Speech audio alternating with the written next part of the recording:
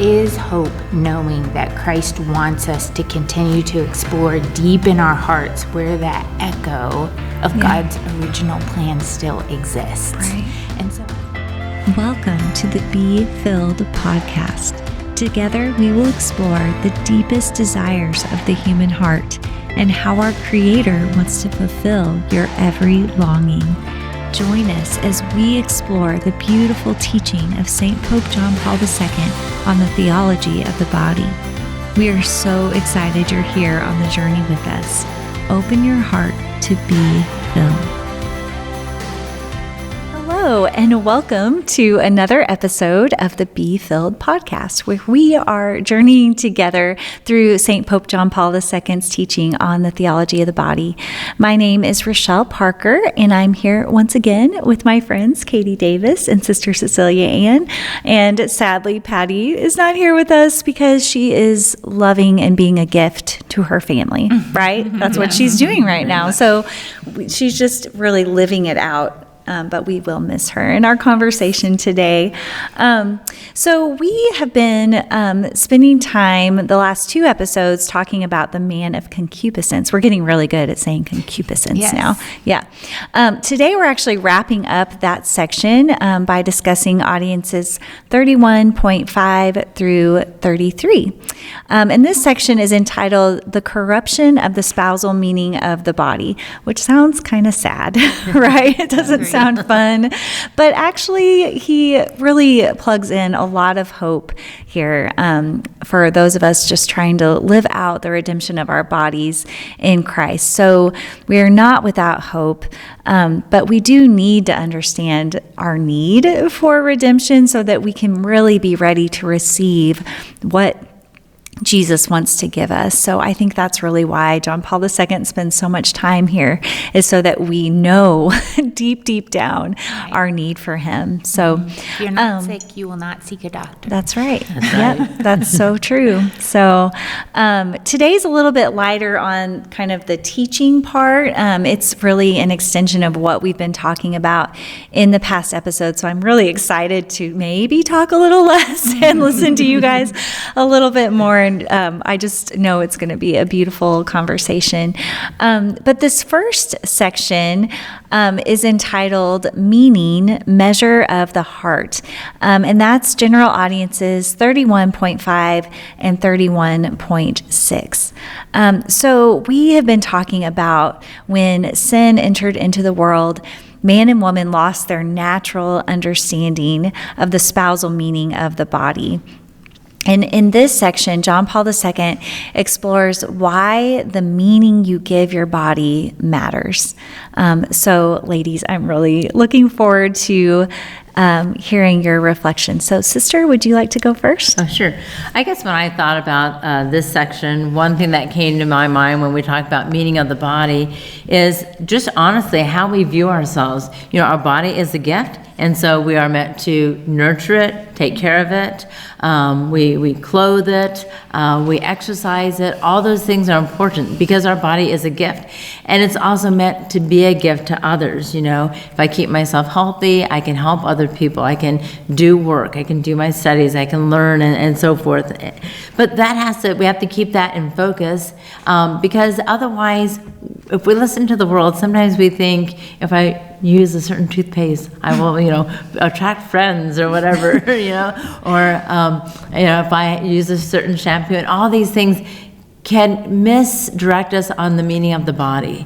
Mm-hmm. The body becomes more of almost an idol. It's something that we glamorize, and not necessarily just to glorify God, but to glorify ourselves, and it becomes, definitely we're wanting people to be attracted to us because of our body, our physical looks, or our abilities, or whatever, instead of for the deeper meaning of that communion of persons, of which we're always asked to do. So we have to remember that, our bodies have a purpose, and we are called to do certain duties, and so forth. But ultimately, our bodies are meant to express a deeper meaning of that communion of persons and who we are, and that we are images of God, and how we reflect that to others. So that's kind of where my thoughts were going. Yeah. How about you, Katie? Yeah, I mean, Theology of the Body Institute always jokes that we're not nobodies. We are somebody. That's exactly what I was thinking when you were talking. But I really focused on the spousal meaning of the body a little bit, and just thinking about, okay, so if that tells us what it means to be human, and we no longer know how to live in our bodies after the fall, we can blame it on concupiscence, right?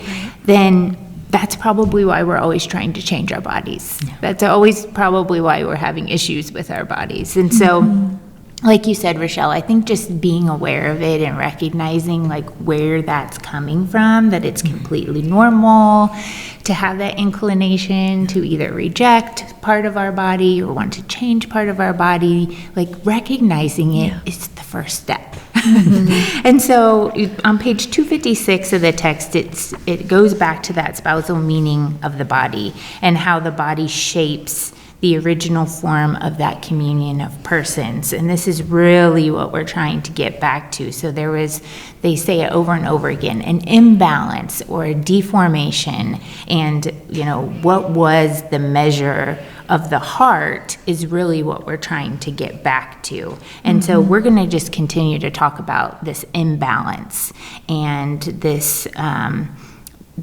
hope, though, at the end, even though the title is, I agree, really hopeless. There is this hope at the end, though, that there is hope knowing that Christ wants us to continue to explore deep in our hearts where that echo of God's original plan still exists. Right. And so I was really thinking about, okay, how do I hear that echo inside the deepest part of my heart? And where I went to was silence. Like how much we can find in silence and how hard that is to find the silence. So I would just encourage everyone, I kind of did this as I was reflecting on this, just to do an inventory of your day. And be like, okay, so if I'm trying to get back to the deepest echo of my heart, where God's voice is, it will get back to that imbalance will be revealed and you'll see the balance. How would I do that? So, okay, so when you wake up, is the first sound you're hearing a loud alarm or screaming kids bouncing on your bed? Or do you arise in silent prayer? Do you arise and open a book and reflect? Do you arise and pray with your husband? Like all of those are small things I've done just to start my day. Trying to get that deep echo. And then throughout the day, you can also, what's your drive like to school or to work? Are you driving in silence, noticing the beauty of the sunrise? Are you driving with your children and trying to say a quiet prayer for them to have a good day? Or are we screaming and turning and saying, I can't believe you forgot your paper again? I've never done that, but I've heard. I'm sure, I've heard that the deepest echo of your heart is not able to be heard at that point. And so then, even when you're cleaning your house, you're doing laundry, you're fixing dinner, you're just doing your day-to-day things, do you constantly have a podcast in your ear? Do you need to have the television on in the background because it's unsettling to have the silence of the house in the background? So just thinking about all of those things and being like, okay, so how do I get back to that? And it says on page 200 of the commentary, it says, historical man has this lifelong task to give voice to the deepest aspirations of his heart by accepting the grace of an ongoing conversation. And we can only have that ongoing conversation if we are in silence. And I received a beautiful gift of having a spiritual director who was well-versed in Ignatian prayer, and she taught me how to quiet my mind as I'm getting into prayer and do Lectio Divina, which if you're not familiar, it's just reading a passage of the Bible and then listening to what God says afterwards. And my biggest fear with Lectio Divina is, well, how do I know it's God's voice and I'm not just talking to myself. That was my biggest fear. And so every time I would go back and be like, I think this is what I heard, but what if that's what I want? And I'm just trying to convince myself that God is telling me that because that's what I want. Well, here's the beautiful thing about it. If we're sitting in silence and we know how to center ourselves deep in prayer, and we do access that deepest echo of our heart, our voice is God's voice. Yeah. And so you never have to worry about talking to yourself. Yeah. Oh, that's so good. So I loved that. Just keep going back to that echo of your heart. Keep going back to the silence. And that's what I got. Yeah. That was beautiful. And sometimes we're so afraid of that silence, like Yes. what's going to come up if I sit here It's uncomfortable quietly. a lot of So times. uncomfortable. Yes, I appreciate both of you so much in what you shared. And my reflections really focused in on, it's John Paul II's philosophy about the human person. Katie's like, philosophy.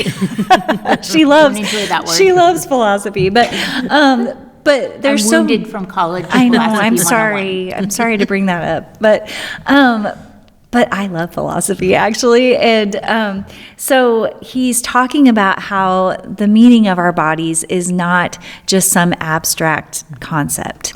That actually, whatever it is you believe about your body and the meaning of it, that's going to shape your attitude, which is then going to shape the way you live in your body. And so, you may think you don't have a philosophy about the human person or about your body, but you do. You just maybe haven't sat with it, because some things we just sort of take for granted, I think, sometimes. But and he says this is especially true when it comes to your sexuality, to your masculinity and your femininity. And I would say that if you believe that your body means nothing, that also is going to have an impact on your attitude and how you live. So, I couldn't help but think about the culture we're in right now. And sister, I also appreciate what you said, because I do think that's true, that sometimes we can idolize the body, right? But it made me remember something that Christopher West said, and I think it was TOB1 at the Institute. He said, we will eventually despise what we idolize. Mm-hmm. And this is what we're seeing in our culture right now, because we were very much idolizing like our sexual freedom and, just doing whatever I want with my body, but that didn't actually lead to happiness. The promises of the sexual revolution, right? And so now we find ourselves in a space where we're like, well, now I'm just going to reject it. I'm just going to reject sexuality altogether. And so it's very interesting when you look at that, how that's happened. And John Paul II is big on your feelings and your perceptions, your subjective experience of your body is important. And he doesn't minimize that, but he always upholds the truth. He always upholds objective reality and says that the meaning of your body and your sexuality doesn't change based on your experience of it, if that makes sense. And it's really, he wrote this long before we were dealing with what we're dealing with now, which feels very Holy Spirit led to me. But I've been reflecting a lot about how can we help our kids, who maybe are struggling with this, who are maybe going through normal adolescent discomfort with their bodies, and kind of blaming the body and feeling like, I don't like how I feel in my body, so maybe I'm not in the right one. And that's a reality for a lot of people, and a lot of families are walking through that. So I've just been sort of thinking about that and what can we do? And I just really, there's a couple things I wanted to share about that. If you are in that situation, walking through that, first of all, we are keeping you in prayer, because that is really difficult. I think the first thing we have to do, all of us, whether you're a parent or grandparent or teacher, whoever you are, is we have to examine our own feelings and perceptions about our bodies, and really look at where have I been wounded here, and address that. Because if your kids are struggling, it's going to bring up your own Right. wounds, right? And so it's good to take the time to sort of look at that and pray with that and seek out help if you need it. Seek out some healing from a really good therapist. And then, which I have one now, yay. And then the second thing I think is to allow our kids to explore this and to ask the questions, even though it's super scary, I think, especially if you're someone who likes to be in control. It's hard to let them like ask the questions and sit with them in the confusion, right? And love them in the confusion. So that's the second thing, just to try to understand their point of view. And then this is super important. Hold up the truth in love consistently. They don't need us to agree with them. Right. They really don't. They need us to be a solid place to land, right? Their feelings about their bodies and themselves are going to change on a daily basis. Right. But we have to be the ones that say, this is true. God loves you. Let me tell you who you are and what a person is, So it's hard. It's a hard balance to do all of that, but we just have to continue to ask the Holy Spirit to lead us, and working with our children. And also as parents, we need to lift each other up, right? And support each other, Right. And know that you're not by yourself trying to do all of this. So those were some of the thoughts that I had about that. It really stirred up a lot of stuff. But I hope that that's helpful for someone out there that might be listening. So, and if you're listening to this and it's not something you're dealing with, but you know someone, feel free to share with others for sure. Okay, so the second section that we're going to look at, there's two kind of headings here. One is the threat against the expression of the Spirit in the body, and then loss of the freedom of the gift. So I think these sections go together really well, but its general audience is 32 through 33.2. And so in this section, John Paul II is writing about how concupiscence has limited our ability to express through our bodies that spiritual reality of communion of persons, to be a total gift to one another. And I really thought that first section there had a lot of really powerful points, and also it brought up a song for me. So spoiler on that one. I know I'm going to tell you. And then he goes on to talk about the relationship of reciprocal gift and how that was changed by concupiscence, how it moves from a relationship of reciprocal gift to a relationship of reciprocal appropriation, or using each other.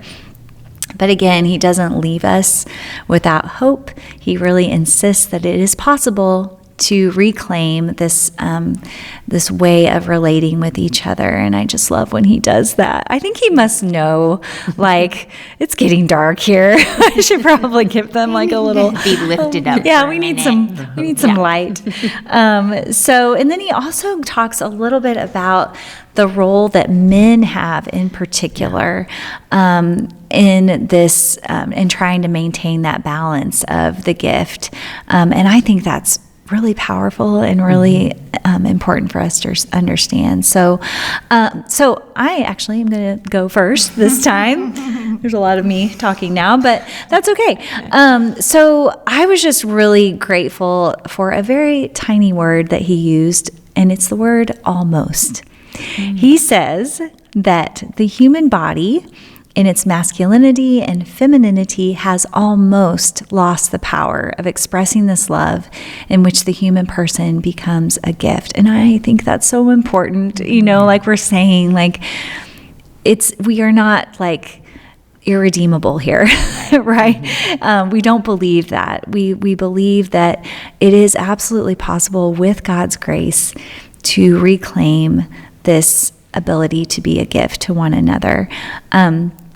And he says, and this is where the song comes up, okay? The quote is, maybe you'll guess it: "The spousal meaning of the body has not become totally foreign to our hearts.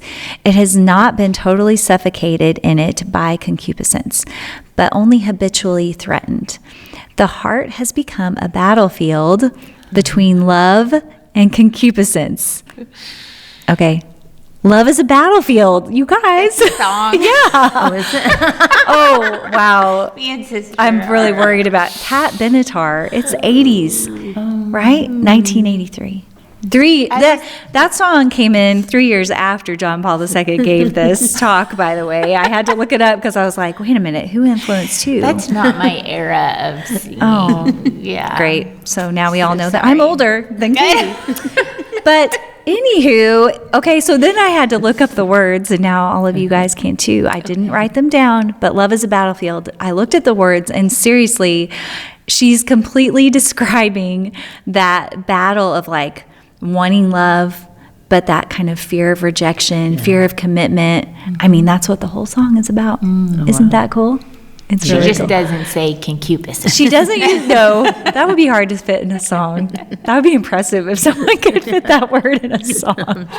What rhymes with concupiscence? I don't know. Okay, so anyway, the battle, right? I love that he uses that word too, the battle. So, but he's talking about, those of us who are trying to reclaim being a gift to one another, and we're fighting this concupiscence, this tendency to grasp or use or dominate. And so he also talks about how this is all kind of a little bit gray sometimes. Like sometimes we don't know our hearts that well, and our motives are not pure all the time. We might think we're being loving, but actually we're using. Like we're just not always, it's just not always that clear cut. And so we can have good intentions, but then like not really be loving. And I think, a lot of that can have to do with just maturity, maybe wounds that we carry with us in relationships.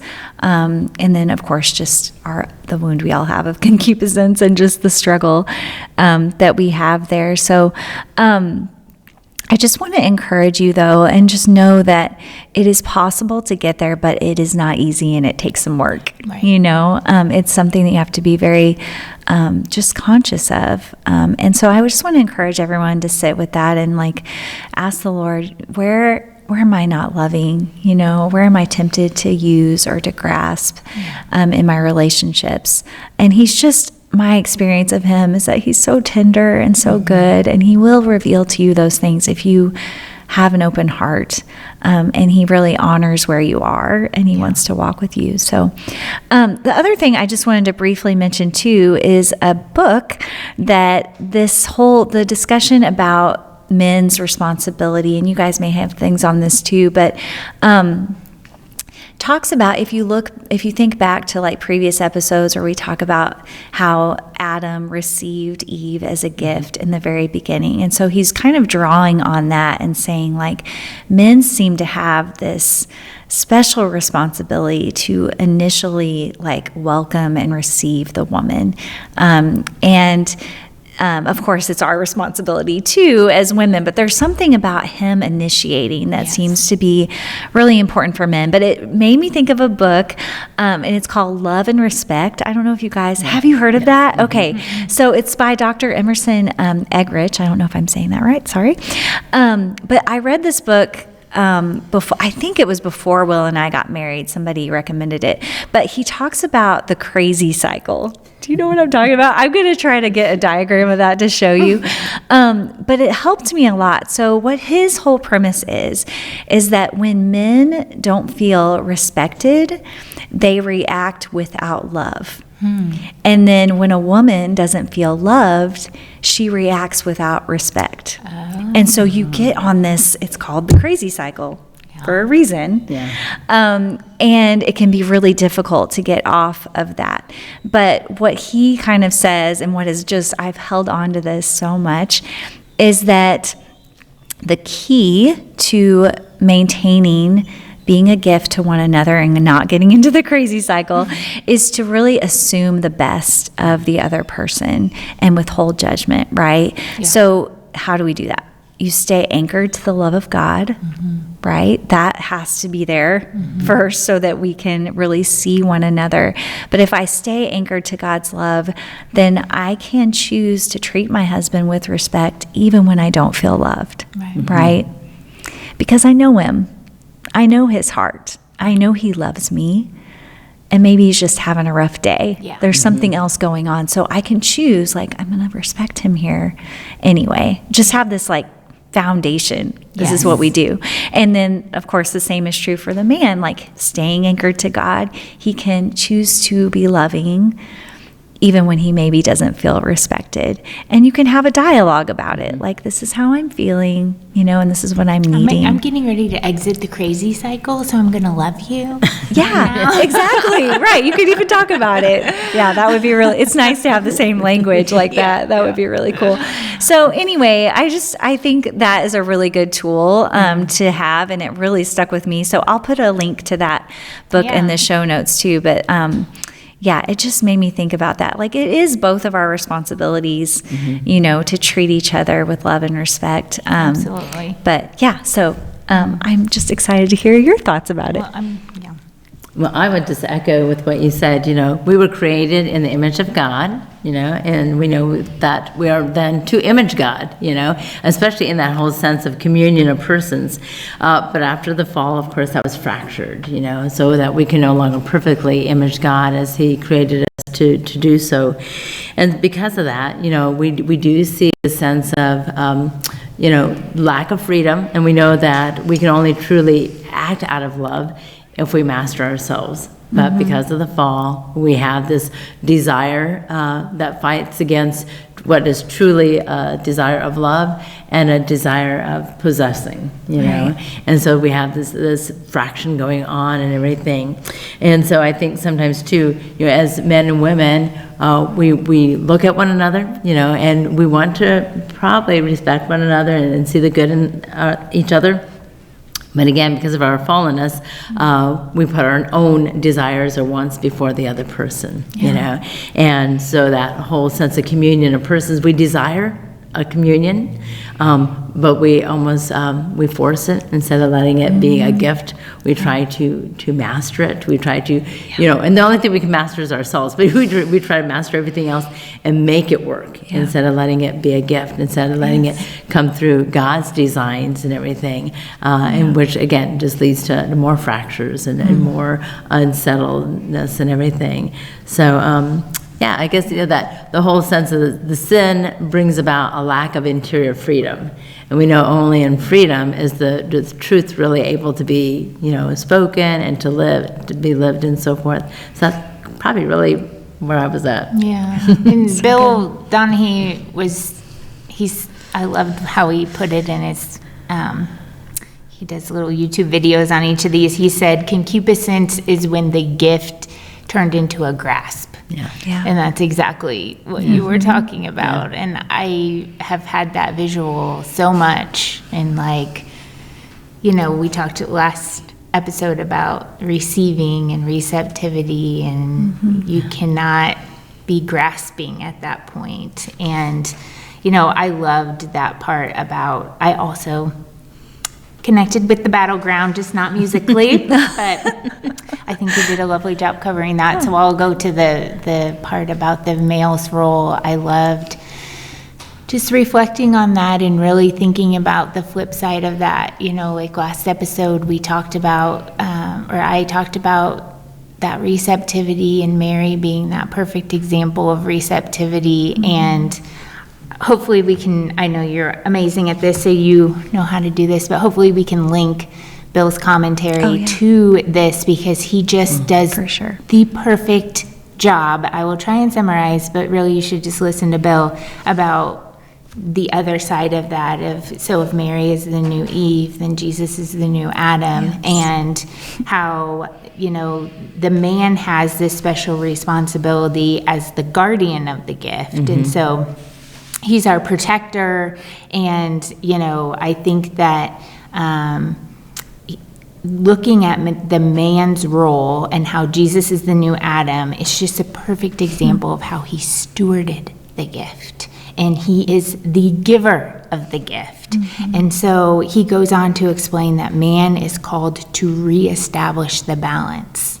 And so the balance has been thrown off by sin, as we've talked about. Jesus reestablishes the gift exchange, and he reorients our hearts upwards. And so I really just loved thinking about that. Man is called to guard, protect, and reestablish. He's called to be the steward of the woman, not to dominate her. And I think we're taught in this culture to get defensive about that. Well, I don't have a man, so I have to do this by myself, and I have to, okay, then let your man be Jesus, right? Like, we're talking here about making things happen, about grasping and not receiving, and truly trusting that you do have a guardian. You might not be able to see him. You can hear him, as we talked about earlier, if you listen to that echo inside your heart. But just believing that it's not all up to you. You don't have to be the giver and the receiver of the gift. That's not how a gift exchange works. In fact, you were created to give and receive, and that's the whole thesis of Theology of the Body, right? You find yourself through a sincere gift of yourself. And I think, just letting our guards down and receiving and trusting in our guardian and our steward is the key to all that. That is so beautiful. Wow, thank you so much. I love that. Oh, yeah, now I just want to stop and just sit with that. Except we have one more section. Okay, so we have one more section to talk about. Thank you, ladies. That was so beautiful. The next section is entitled The Inner Measure of Belonging. And this is general audience 33.3 through 33.5. So in this section, John Paul II is going to talk about the difference between a reciprocal belonging to each other, as was the case between man and woman in the state of original innocence, and versus seeking to possess each other, which is the tendency for the man of concupiscence. And we have touched on that a little bit. But ladies, what did you find most powerful in this reading? Katie, would you like to start? So I didn't get even past the word belong in my reflection. Yeah, it's so good. I know. And so, I think that was obviously the main part of it. But I started thinking about the word belong and belonging, and kind of, as you just mentioned, the two sides of that word. If you send your child off to kindergarten and they come home for the first day and you say, "How was your day?" and they say, "It was great. I felt like I really belonged." You would be overjoyed by that statement, right? Because they were known, they were loved, they were cared for in that very instance. Now you take that same little girl and you put her in high school and you say, "How was your day today?" And she goes, "Oh, it was great. My boyfriend told me I belong to him." You would be very worried. That's really true. You don't belong to anyone. Nobody owns you. But isn't it funny how we really go to that possession, right? Like the older you get, and if you start getting into a more intimate relationship, it's almost viewed as abuse to belong to your significant other. And how did we twist that? Right? Like, how did we get to that point? Well, when we see, especially maybe like younger high schoolers, and they say, "No, that girl belongs to me," it's disrespectful. You automatically go to the use. You automatically go to, "No, she's not your possession. You cannot keep her away from all of her friends. You cannot hide her away." You automatically go to the abuse of the word belong. Whereas in kindergarten, you're just like, "Oh, no one would, take you as their possession in kindergarten," right? And so I really thought about, that difference is all found in the human heart, though, because he could be well-intentioned, the high school boyfriend, by using the word belong correctly, but we're assuming his human heart is not. And that's exactly what Christ is referring to the Sermon on the Mount, when he's like, you can commit adultery, but you can also commit it in your heart. And he talks about our heart and heart. So that's what he's really referring to. And on page 206 of the commentary, Christopher West says, from John Paul's analysis, we learn that if men and women are to belong to each other in the full expression of the communion of persons, they must first belong to Christ. Yes. Okay, Yeah. there's the key, right? Absolutely. We have to have, as Patty said last week, 1 + 1 + 1 is 1. Yep. So we have to have the man and woman, but then we also have to have Christ in the relationship as well. And so the road to restored communion, the quote goes on to say, is between the sexes passes by way of the death and resurrection of Jesus Christ. There is no detour. Okay, so that is why all of our marriage prep that we're doing through the Catholic Church refers to sacrificial love. Yes, that's right. It all refers back to paralleling how the spouses will sacrifice for each other just as Jesus sacrificed for us. And I don't know, I know Rochelle has listened to it before, but there is a rosary podcast from Holy Family School of Faith, and they'll just take tons of different topics and teachings from the catechism or from saints, and he'll just read a little blurb and then he'll say a decade of the rosary. So it's almost like he's going to drop a truth bomb and then give you 10 Hail Marys to figure it out. Yeah, it's true. Yeah. And so one of the favorite ones I always share with our marriage prep couples is about that sacrificial love and about the meaning of marriage. And Mike is the man who does the podcast. He says in one of those reflections that I was having a good conversation last night with 25 really solid college students, and I asked them what the purpose of marriage was. In their own way, basically every single one of them said, the purpose of marriage is the pursuit of happiness. A sophisticated pleasure grab, that's his words. The problem with that is, as soon as they don't feel their spouse is making them happy, they've lost the purpose of that marriage and they leave. And that makes marriage about use, using the spouse as a means to happiness and to avoid loneliness. And how many times have we heard someone say, I don't want to be unhappy the rest of my life, so I'm getting a divorce. That is when 1 + 1 = 2. Right. And I think it's just such a good thing to meditate on. He goes on in future meditations to say, like, the real purpose of marriage is union with Jesus. It's to get people to heaven. That's the right. way you do that is through sacrificial love, imitating Jesus' sacrifice for us. And so when we say that we belong to each other, we are meaning something totally different than use. Right. And that's it's such a hard thing because it's in our hearts. Right. Yeah. To see what's actually happening. Like you said, sometimes we might even have the right intentions and then it goes sideways. Yeah. That's so true. Wow.